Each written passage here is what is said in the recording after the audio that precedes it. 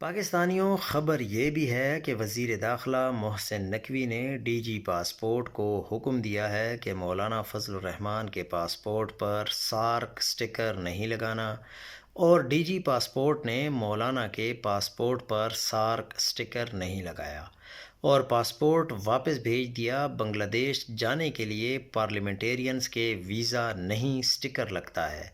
ذرائع کے مطابق قومی اسمبلی اور دفتر خارجہ کی منظوری کے بعد مولانا فضل الرحمان کا پاسپورٹ گزشتہ ہفتے محکمہ پاسپورٹ کو بھجوایا گیا، لیکن سٹیکر نہیں لگا۔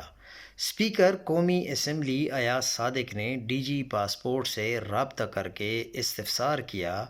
ڈی جی پاسپورٹ نے معاملہ وزیر داخلہ محسن نقوی پر ڈال دیا اور کہا کہ محسن نقوی کی ہدایت پر سارک سٹیکرز نہیں لگائے جا رہے۔ مولانا فضل الرحمان 11 نومبر کو بنگلہ دیش روانہ ہونا چاہتے ہیں۔ اس خبر کو بریک کیا ہے فہیم اختر ملک صاحب نے۔